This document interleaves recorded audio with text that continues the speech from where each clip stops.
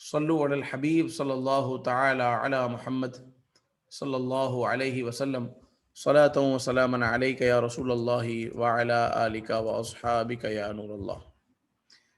آج کے درس میں سورہ آل عمران کی آیت نمبر 18 سے انشاءاللہ عز و جل ہم کنٹینیو کریں گے۔ یہ وہ مبارک آیتیں ہیں کہ جس کے بارے میں مفسرین نے بڑی گفتگو کی،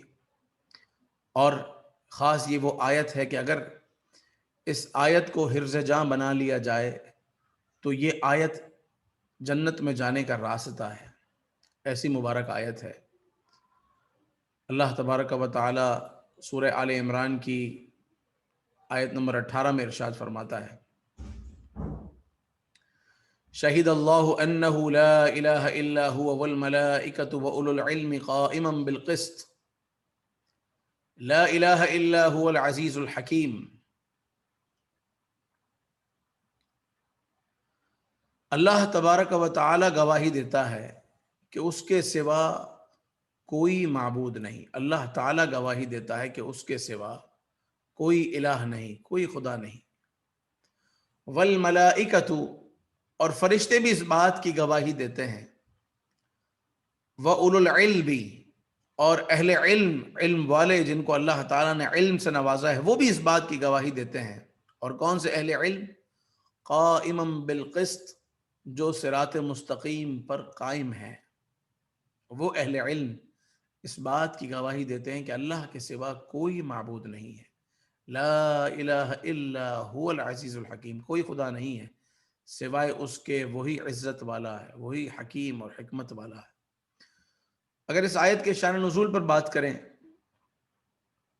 یہ آیت کب نازل ہوئی، کہاں نازل ہوئی، تو سرکار دو عالم صلی اللہ تعالی علیہ وآلہ وسلم کے پاس ملک شام سے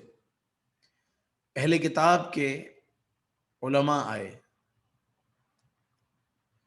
دو یہودی بڑے عالم آئے،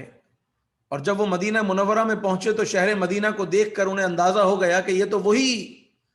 مبارک بستی ہے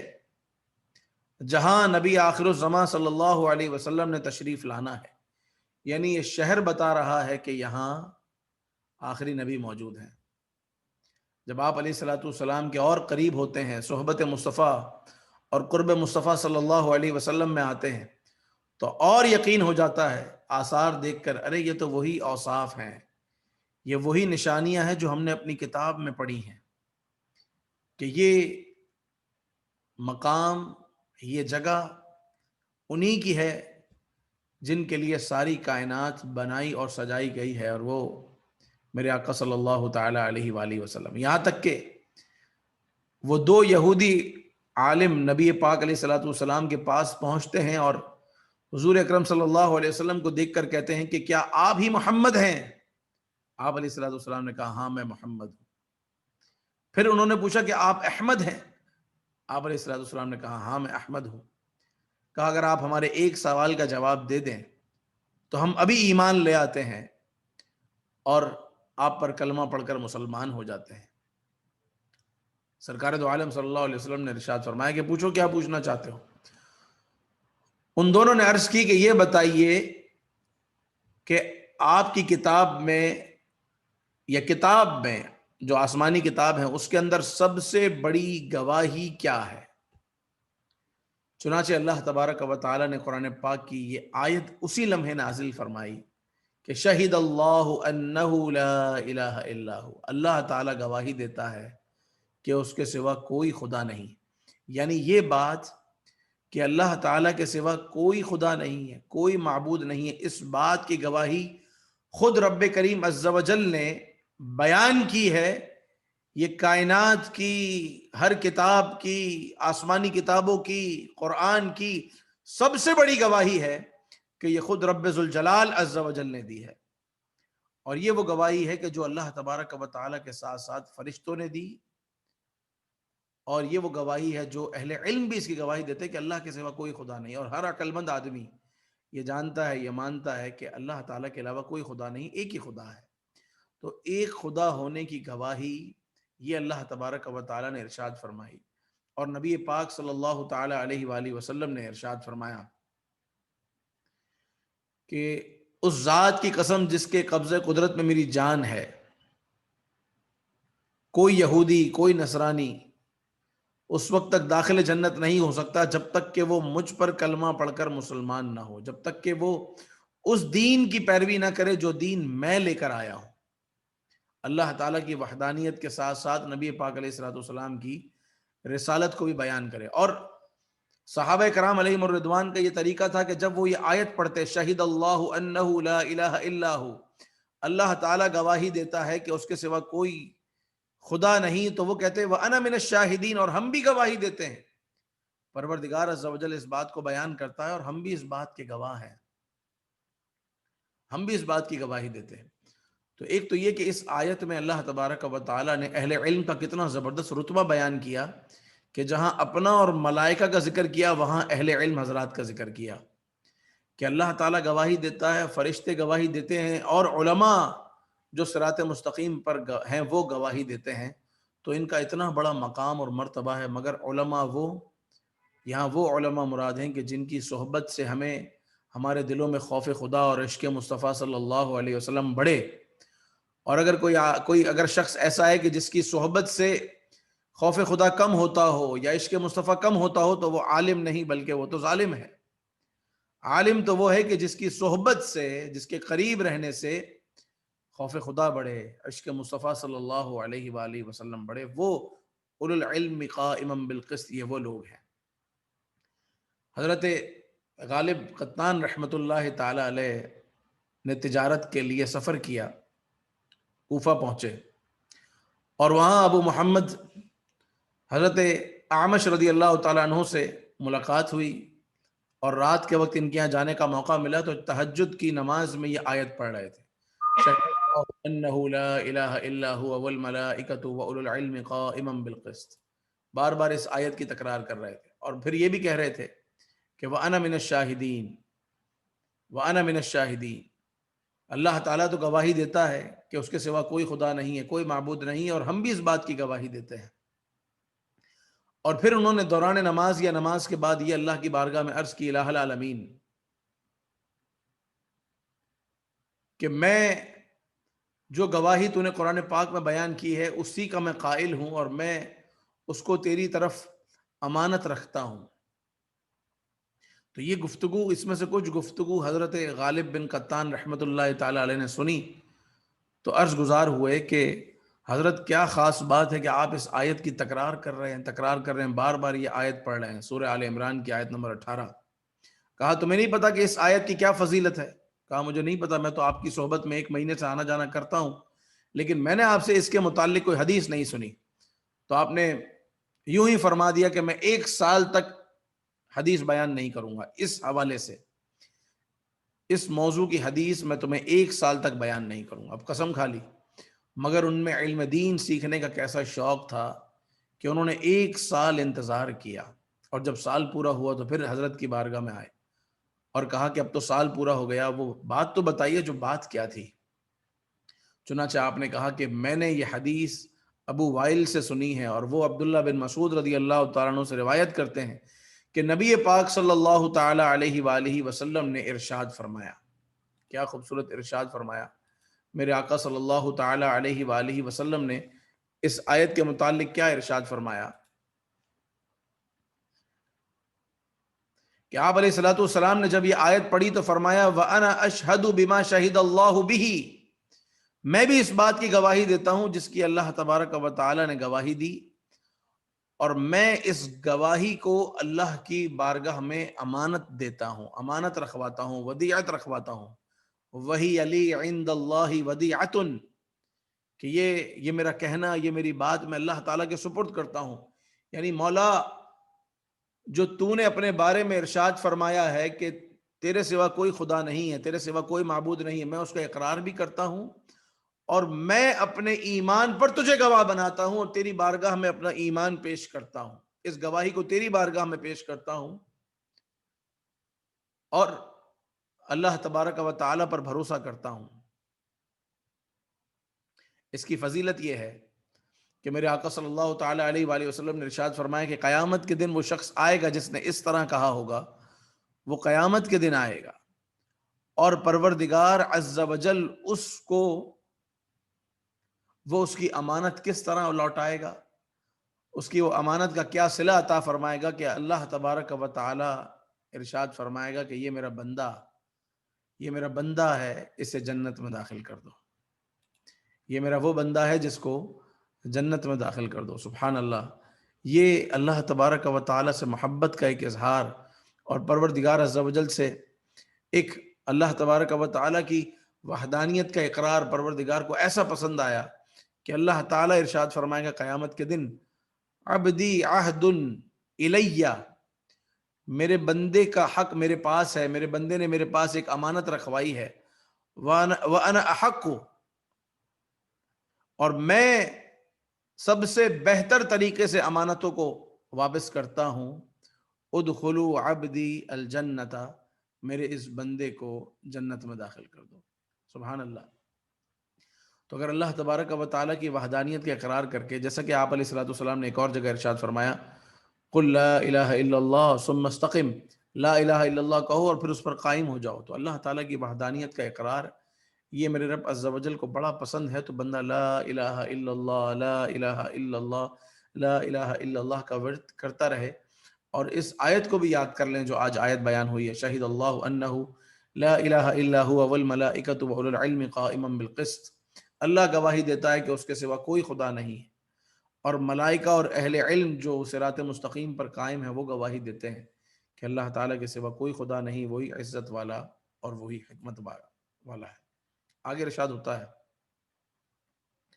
ان الدین عند اللہ الاسلام۔ اچھا، یہ بات کہاں ہوئی ہے؟ سرکار دو عالم صلی اللہ علیہ وسلم کے پاس دو یہودی علماء آئے ہیں، اور وہ کہتے ہیں کہ اگر آپ بتا دیں کہ سب سے بڑی گواہی کیا ہے تو ہم ایمان لے آئیں گے۔ تو حضور نے بتا دیا سب سے بڑی گواہی یہ ہے، تو وہ فوراً مسلمان ہو گئے، اور آپ علیہ الصلوۃ والسلام کے ہاتھ پر جب مسلمان ہو گئے، اور اگلی آیت سنیے، ارشاد ہوتا ہے ان الدین عند اللہ الاسلام، بے شک دین تو اللہ کے نزدیک اسلام ہی ہے، اسلام ہی دین ہے، اس کے علاوہ اور کوئی دین ہی نہیں ہے۔ دیگر ادیان جن کو ہم ادیان باطلہ کہتے ہیں، جو باطل دین ہیں، جو غلط دین ہے، وہ گویا کہ دین ہی نہیں ہے۔ اللہ تبارک و تعالیٰ کے ہاں دین اور مذہب صرف اسلام ہی ہے، اسلام کے علاوہ جتنے بھی دین ہیں وہ سب کے سب ناٹ ایکسیپٹیبل ہیں، ان میں سے کسی کی پذیرائی نہیں ہے دین اسلام کے اندر اللہ تبارک و تعالیٰ کے ہاں۔ یہاں تک کہ جو پچھلی امتوں کے جو ادیان تھے وہ بھی دین اسلام تھے، انہیں بھی اسلام ہی کہا جائے گا، کیونکہ اسلام کا معنی سر جھکانا۔ مگر حضور اکرم صلی اللہ تعالی علیہ وآلہ وسلم کی تشریف آوری کے بعد اب ہر شخص پر لازم ہے کہ وہ نبی پاک علیہ الصلوۃ والسلام کی ہی اتباع کرے، کیونکہ ابھی میں نے آپ کو حدیث سنائی کہ آپ علیہ الصلوۃ والسلام نے ارشاد فرمایا کہ کوئی مسلمان ہو ہی نہیں سکتا جب تک کہ وہ میری لائی ہوئی شریعت پر عمل نہ کرے، یا کوئی اس وقت تک جنت میں داخل ہو ہی نہیں سکتا کہ جب تک کہ وہ میری لائی ہوئی شریعت پر عمل نہ کرے، چاہے وہ یہودی ہو چاہے نصرانی ہو، مگر میری لائی ہوئی شریعت پر ہی اس کو عمل کرنا ہوگا۔ اس لیے کہ اللہ تبارک و تعالی ارشاد فرماتا ہے،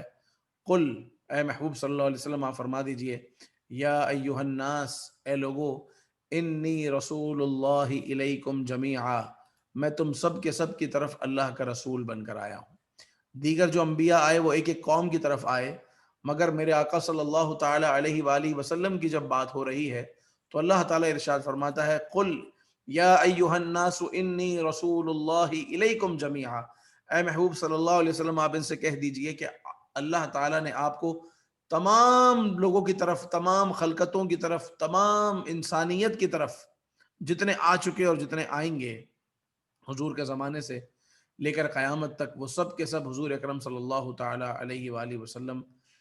ان سب کی طرف اللہ کے رسول بن کر آئے ہیں، تو انہی کی اتباع اور انہی کی پیروی کرنی ہے، اور دین اسلام کے علاوہ اور کسی دین پر بھی عمل کرنا عند اللہ جائز نہیں ہے۔ اگر کوئی یہ سوچے کہ یہودی بھی تو اللہ کو ماننے والے ہیں، یا نصرانی بھی تو اللہ کو ماننے والے ہیں، یا اہل کتاب بھی تو اللہ کو ماننے والے ہیں، تو شاید ہو سکتا ہے کہ یہ بھی جنت میں داخل ہوں، تو اس کا جواب یہ ہے کہ میرے رب عز و جل نے ہی اپنی آخری کتاب میں ارشاد فرمایا، ان الدین عند اللہ الاسلام، کہ اللہ کے ہاں جو دین ہے وہ دین اسلام ہی ہے، بس اس کے علاوہ اور کوئی دین ہی نہیں ہے۔ وَمَا اخْتَلَفَ الَّذِينَ أُوتُوا الْكِتَابَ إِلَّا مِن بَعْدِ مَا جَاءَهُمُ الْعِلْمُ بَغْيًا بَيْنَهُمْ، اور جو اہل کتاب کو اختلاف ہوا، اور اہل کتاب نے کب اختلاف کیا؟ الا من بعد ما جاءهم العلم، علم آ جانے کے بعد انہوں نے اختلاف کیا. وما اختلف الذین اوتوا الکتاب، اہل کتاب نے اختلاف نہیں کیا الا من بعد ما جاءهم العلم،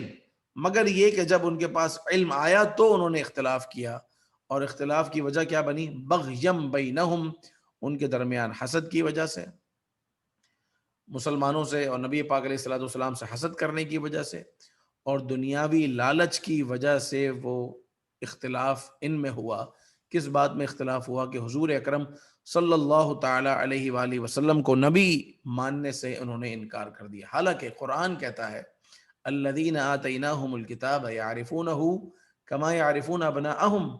کہ جو اہل کتاب ہیں، اہل کتاب تو حضور اکرم صلی اللہ تعالی علیہ وآلہ وسلم کو ایسا جانتے ہیں کہ جیسا یہ اپنے اولاد کو جانتے ہیں، جیسا کہ بندہ اپنے بیٹے کو جانتا ہے، ایسا یہ جانتے ہیں کہ حضور اکرم صلی اللہ علیہ وسلم آخری نبی ہیں. اس میں کوئی شک نہیں ہے، لیکن جانتے ہیں مگر مانتے نہیں ہیں. تو جب ان سے پوچھا گیا، ان کے علماء سے پوچھا گیا کہ ہماری کتاب میں یہ لکھا ہے کہ تم حضور اکرم صلی اللہ علیہ وسلم کو ایسا جانتے ہو جیسا اپنے بیٹوں کو جانتے ہو، تو انہوں نے کہا بالکل، بلکہ ہم اپنے بیٹوں سے بھی زیادہ اس بات کو جانتے ہیں کہ یہ آخری نبی ہیں. اس لیے کہ ہمیں ہماری اولاد کے اپنا ہونے میں شک ہے، مگر محمد عربی صلی اللہ علیہ وسلم کے آخری نبی ہونے میں یوں شک نہیں ہے، مگر ہم مانتے نہیں ہیں. اور اس کی وجہ کیا ہے؟ قرآن نے وجہ بیان کی، بغیم بینہم. ایک تو وجہ ہے حسد. کس بات سے حسد؟ کہ انبیاء بنی اسرائیل سے ہوتے آئے ہیں تو آخری نبی بھی بنی اسرائیل سے ہونا چاہیے. ایک یہ ان کا الگ غلط مفروضہ تھا. دوسری بات دنیاوی لالچ کی وجہ سے، کہ جو ان کے پیسے والے لوگ تھے وہ یہ نہیں چاہتے تھے کہ جو نبوت کا سلسلہ ہے وہ کہیں اور جائے. وہ چاہتے تھے کہ ہمارے پاس ہی رہے اور ہمارا ہی سلسلہ چلتا رہے، اور ہم پیسے دے دے کر اپنی مرضی سے اپنے کتابوں میں آیتیں بدلواتے رہیں اور دین میں تحریف کرواتے رہیں. تو وہ پیسوں کی لالچ کی وجہ سے اور دنیا کی لالچ کی وجہ سے ان کے جو راہبین تھے، ان کے جو علماء تھے، وہ ایمان نہیں لاتے تھے. ورنہ جس کے پاس آسمانی کتاب کا علم ہو اور وہ محمد مصطفیٰ صلی اللہ علیہ وسلم پر ایمان نہ لائے، وہ سب سے بڑا ظالم ہے. اس لیے کہ اب تو اس نے اپنی آسمانی کتاب کے اندر، چاہے وہ توریت ہو، زبور ہو یا انجیل ہو، اس نے جو اوصاف قرآن پاک میں، جو اوصاف اپنی کتابوں میں پڑھے کہ آخری نبی ایسے ہوں گے، ایسے ہوں گے، ایسے ہوں گے، ان کا نام ایسا ہوگا، ان کا نام یہ ہوگا، ان کی پیروی کرنے والے لوگ یہ ہوں گے، وہ اتنے علاقے فتح کریں گے، ان کے بعد آنے والے لوگ ایسے ہوں گے، جتنے بھی اوصاف لکھے وہ سب اپنی آنکھوں سے دیکھ رہے ہیں. اس کے باوجود بھی ایمان نہیں لا رہے، تو پھر اور کیا وجہ رہ جاتی ہے؟ دنیا کی لالچ اور مسلمانوں سے حسد کی وجہ سے وہ ایمان نہیں لاتے تھے.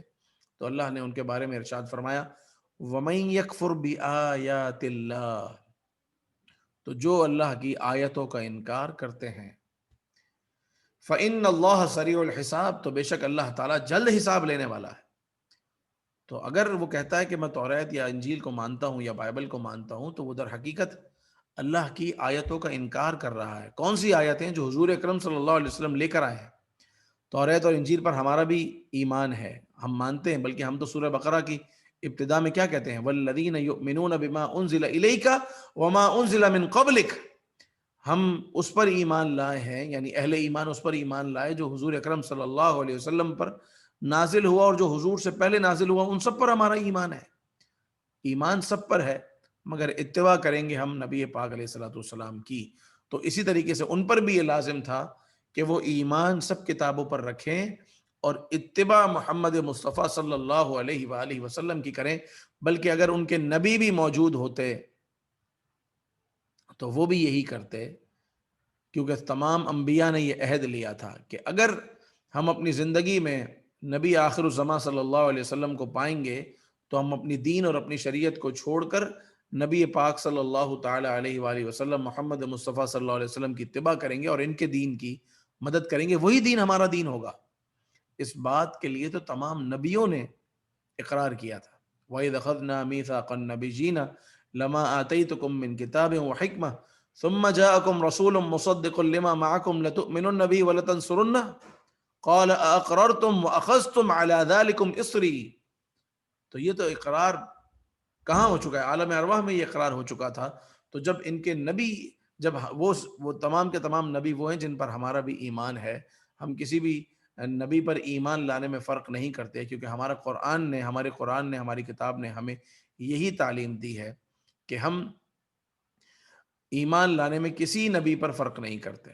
آمن الرسول بما انزل الیہ من ربہ والمؤمنون کل آمن باللہ وملائکتہ وکتبہ ورسلہ لا نفرق بین احد من رسلہ. ہم رسولوں پر ایمان لانے کے حوالے سے کسی میں کوئی فرق نہیں کرتے، لیکن اتباع محمد مصطفیٰ صلی اللہ علیہ وسلم کی کرتے ہیں. تو جن لوگوں نے قرآن کی آیتوں کا انکار کیا، ان کے لیے وَمَن يَكْفُرْ بِآيَاتِ اللَّهِ فَإِنَّ اللَّهَ سَرِيعُ الْحِسَابِ، ان کے لیے اللہ نے فرمایا کہ جو اللہ کی آیتوں کا انکار کرے تو بے شک اللہ تعالیٰ جلد حساب لینے والا ہے. اس کے بعد ارشاد ہوتا ہے فَإِنْ حَاجُّوكَ، تو اگر یہ آپ سے جھگڑا کریں، بات چیت کریں، آرگومنٹس کریں، مجادلہ کریں، گفتگو کریں، دلیل لے کر آ کر بات چیت کرنے کی کوشش کریں، فَإِنْ حَاجُّوكَ، اگر یہ آپ کے پاس آئے اور حجت بیان کریں، فَقُلْ، تو آپ انہیں کہہ دیجئے اسلمت، میں تو اسلام لا چکا، وجہی للہ ومن اتبعن، میں تو اسلام لا چکا اور میرا چہرہ، میرا سر وہ اللہ تبارک و تعالیٰ کے لیے جھکا ہے. اور اسلمت کا ایک مطلب یہ بھی ہوتا ہے کہ میں نے جھکایا، میں نے اپنا چہرہ، میں نے اپنا سر اللہ کے لیے جھکا دیا. ومن اتبعن، اور جن لوگوں نے میری اتباع کی ہے، میرے صحابہ، ان سب نے بھی اللہ کے لیے اپنی اپنی گردنوں کو جھکا دیا ہے. جو آپ سے آ کر بات کرے تو اس کو جواب دینا اور اس کی ہر بات کا آنسر کرنا یہ آپ کے ذمہ نہیں ہے. نبی پاک علیہ الصلوۃ والسلام سے کہا جا رہا ہے کہ اگر یہ آپ سے آ کر حجت کریں تو آپ انہیں کہہ دیجئے کہ میں اپنی گردن، میں اپنا سر، میں اپنا چہرہ اللہ کے لیے جھکا چکا، اور میرے اتباع کرنے والے بھی جھکا چکے. وَقُلْ لِلَّذِينَ أُوتُوا الْكِتَابَ وَالْأُمِّيِّينَ أَأَسْلَمْتُمْ، اور آپ فرما دیجئے، کن لوگوں سے فرما دیجئے؟ لِلَّذِينَ أُوتُوا الْكِتَابَ، وہ لوگ جن کو کتاب دی گئی ہے، اہل کتاب سے فرما دیجئے. وَالْأُمِّيِّينَ، اور جو ان پڑھ ہیں، جن کے پاس کوئی کتاب نہیں ہے، چاہے وہ مشرکین بھی ہو سکتے ہیں اور وہ دیگر اہل کتاب کے علاوہ کوئی بھی ہو سکتے ہیں، ان سب سے آپ کہہ دیجئے اَأَسْلَمْتُمْ، کہ تم اسلام لاتے ہو؟ اَأَسْلَمْتُمْ، کیا تم اسلام لاتے ہو؟ فَإِنْ أَسْلَمُوا، اگر وہ اسلام لے آئے، فَقَدْ اهْتَدَوْا، تو انہوں نے ہدایت کے راستے پر وہ آ گئے.